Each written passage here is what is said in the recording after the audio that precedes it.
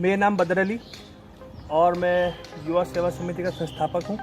22 मुकदमे लगाए गए, रासुका रही, हमारा अस्पताल तोड़ा गया। सरकार ये चाहती है कि जो भी आवाज़ उठाने वाले लोग हैं उनको जेल में डाला जाए, उन पर मुकदमे लगाए जाएँ। 2022 में समाजवादी की सरकार पूर्ण बहुमत से बन रही है, वो अस्पताल वहीं बनेगा। चंद्रशेखर भाई हमसे जेल पे मिलने के लिए आए, उसके बाद से हम उनसे बहुत ज़्यादा मुतासिर थे, उनके विचारों से मुतासिर थे। और जेल से आने के बाद हमने पार्टी का दामन भी इसलिए ही हमने थामा कि भाजपा के सामने वही एक विकल्प सामने था। हमने पार्टी के राष्ट्रीय नेतृत्व से यही बात रखी कि अगर 2022 में गठबंधन हो तो हमें चुनाव मैदान में आना चाहिए, और अगर 2022 में किसी भी लीडिंग पार्टी से कोई गठबंधन ना हो तो हमें चुनाव मैदान में नहीं आना चाहिए। कि अगर बिना गठबंधन के हम इलेक्शन लड़ते हैं तो इससे सीधा फ़ायदा बीजेपी को होगा, और इस बात को हम बिल्कुल बर्दाश्त नहीं कर सकते कि हमारी वजह से या जिस पार्टी में हमें उस पार्टी की वजह से बीजेपी को फ़ायदा हो। तो हमने इसीलिए पार्टी को छोड़ना बेहतर समझा। जैसा कि 1.5 साल में मैंने देखा है, ऐसा कोई भी रूप सामने नहीं आया, लेकिन ये मीडिया के माध्यम से और तमाम जो मुखालिफ हैं उनके माध्यम से आरोप लगते रहे, लेकिन ऐसा कोई जुड़ाव सामने हमारे नहीं आया।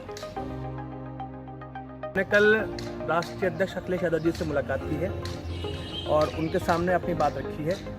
अगर पार्टी को लगेगा कि हम मजबूत हैं तो पार्टी जो हमें टिकट दे और हमें चुनाव लड़ाए, और अगर टिकट नहीं भी देती है तो भी हम पार्टी के लिए मजबूती से काम करते रहेंगे। ये जो 30 जून का जो प्रकरण था वो एक मॉब लिंचिंग के लिए था, और मैं मानता हूँ कि अगर जुल्म को करना गलत है तो जुल्म को सहना भी गलत है। हमें लगा कि उसके साथ गलत हुआ है और इस जुल्म के खिलाफ आवाज़ उठनी चाहिए, लेकिन ये आवाज़ सरकार को पसंद नहीं है। सरकार ये चाहती है कि जो भी आवाज़ उठाने वाले लोग हैं उनको जेल में डाला जाए, उन पर मुकदमे लगाए जाएं। इसी के तहत हम पे भी कार्रवाई हुई, 22 मुकदमे लगाए गए, रासुका रही, हमारा अस्पताल तोड़ा गया, हमारा ऑफिस बंद करा गया। ये महज इसलिए था कि हमने उस माँ के आंसू पोंछने के लिए आवाज़ उठाई। लेकिन अगर आवाज़ उठाना दंगाई है, आवाज़ उठाना गलत है, तो हम ये गलती बार बार करते रहेंगे। हम जुल्म बर्दाश्त नहीं करेंगे। अस्पताल वो गरीब और मजलूमों के लिए बन रहा था, आवाम के चंदे से बन रहा था। सरकार को ये बात महसूस थी कि अगर ये अस्पताल बनकर खड़ा हुआ तो ये नौजवान जो टीम लगी हुई है ये कल को इसी 1 रुपये की ताकत से अपने स्कूल बना देगी, अपनी यूनिवर्सिटी बना देगी। तो उस पर जानबूझ के कार्रवाई की गई। 4 तारीख को हम जेल गए हैं और 7 तारीख को अस्पताल तोड़ दिया गया। ना ही हमें नोटिस दिया गया, ना ही उस पर सील लगाई गई, और ना ही हमारा पक्ष सुना गया। जब हमारी टीम के लोग MDA VC के पास में उस बातचीत को करने के लिए गए कि ये हमने नक्शा दाखिल कर रखा है, ये इसका बैनामा है और इस बैनामे में बदर अली का नाम भी नहीं है, तो आप अगर इसमें कोई भी कमी पेशी है, दस्तावेज में कोई परेशानी है, तो आप इस पर सील लगा दीजिए। लेकिन अधिकारियों का एक ही कहना था कि हमारे हाथ में कुछ नहीं है, ऊपर से ही मुख्यमंत्री जी के आदेश हैं और ये अस्पताल टूटेगा ही। जिस दिन से MDA मेरठ जनपद में बना है, पहली बार कोई बिल्डिंग ऐसी थी जिसका दुरुस्तीकरण इस शासन ने बदले की भावना से 2 दिन करा। और जिस दिन ताकत हाथ में आएगी, 2022 में समाजवादी की सरकार पूर्ण बहुमत से बन रही है, वो अस्पताल वहीं बनेगा, उससे दुगनी तेजी के साथ बनेगा और उसकी दुगनी ज़मीन में बनेगा।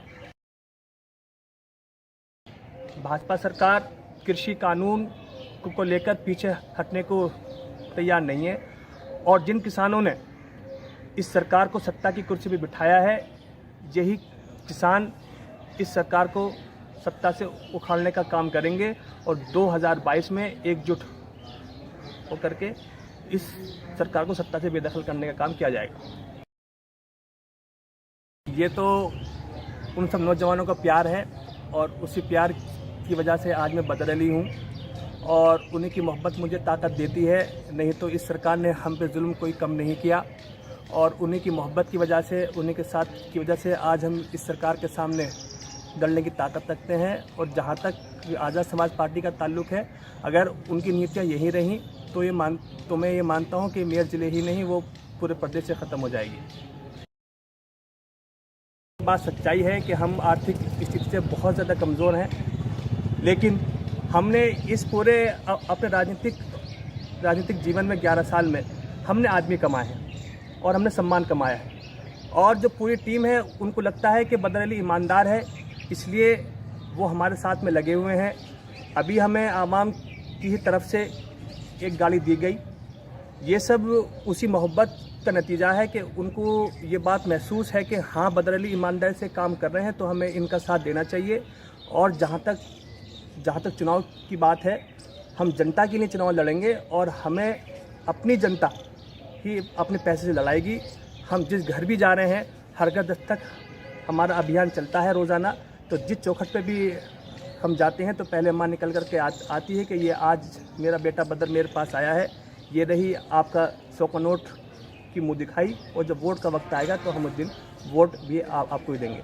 तो ये प्यार है, और इसी प्यार की वजह से आज बदर अली इस मेरठ जनपद में, इस पश्चिम में खड़ा हुआ है। और मैं अपनी आवाम को आपके माध्यम से यही मैसेज देना चाहता हूँ कि हम हमेशा जुल्म के खिलाफ खड़े रहेंगे और इस सरकार के आगे किसी भी सूरत में घुटने नहीं टेकेंगे। तो हमारा अस्पताल का कार्यक्रम था, अस्पताल बनाने का था। उसके बाद हम एक स्कूल को ही खोलना चाह रहे थे। यही बात सरकार को ठीक नहीं लगी। उनको, जैसे मैंने आपसे पहले भी कहा, कि उनको इस बात का यकीन हो गया था कि ये लोग हर घर से 1-1 रुपया मांग रहे हैं। अगर इन्होंने 1-1 रुपये से ये अस्पताल बना दिया तो कल को इसी 1 रुपये से ये स्कूल भी बना देंगे। तो हमारी कोशिश ये है कि जब तक कोई भी समाज शिक्षित नहीं होगा वो आगे नहीं बढ़ेगा। तो शिक्षा के क्षेत्र में हमें काम करना है, क्योंकि एक गरीब आदमी जिसके पास पैसे नहीं है वो ये ख्वाब रखता है कि मैं अपने बच्चे को अच्छे स्कूल में पढ़ाऊं, अच्छे कॉलेज में पढ़ाऊं, लेकिन जब वो अपनी जेब की तरफ देखता है तो खून के आंसू रोता है कि काश मेरे पास पैसे होते तो मेरा बच्चा भी अच्छे स्कूल में पढ़ता। तो जिस दिन ताकत हाथ में आएगी, और हमारी कोशिश यही है कि हम हर एक गरीब आदमी को, उसके बच्चे को अच्छे स्कूल में पढ़ाएं, अच्छे माहौल में पढ़ाएं, क्योंकि कम से कम कोई भी बच्चा अगर पढ़ना चाहता है तो उसके जहन में ये बात ना हो कि काश अगर पैसे होते तो मेरा बच्चा डॉक्टर, इंजीनियर या IAS या PCS होता। तो हम उनको पढ़ाएंगे और एक अच्छे माहौल में शिक्षा को मजबूत करने का काम करेंगे। ये बात SC ST के लोगों को समझनी पड़ेगी। सरकार के सबसे पहले निशाने पर अल्पसंख्यक समुदाय के लोग हैं, उसके बाद ये SC ST के लोग हैं। और अभी तो सिर्फ उनका बजट कम किया है। 2024 में अगर इनकी सरकार, मोदी सरकार दोबारा बनती है तो ये निश्चित तौर से SC ST का आरक्षण भी ख़त्म करने का काम करेंगे। यहाँ पर MP भाजपा का है, 6 विधायक भाजपा के हैं, 2 राज्यसभा सांसद हैं। अगर ये सरकार मेरठ के विकास के लिए संवेदनशील होती तो कहीं ना कहीं अब तक एयरपोर्ट बन जाता, लेकिन ये सरकार सिर्फ और सिर्फ जुमलों की सरकार है जो कागजों में काम करना चाहती है। और अब सरकार के जाने का वक्त आ रहा है। जब 4 साल में काम नहीं हुआ तो अब ये 8वें महीने में क्या काम होगा। 2022 में समाजवादी की सरकार बन रही है। जो वादे इस भाजपा सरकार ने मेरठ की आवाम से किया, स्मार्ट सिटी का किया, वो वादे ना आज तक हुए हैं पूरे, ना ही होंगे। 2022 में सरकार बनने के बाद एयरपोर्ट का काम सबसे पहले समाजवादी पार्टी की सरकार में मेरठ में ही होगा शुरू।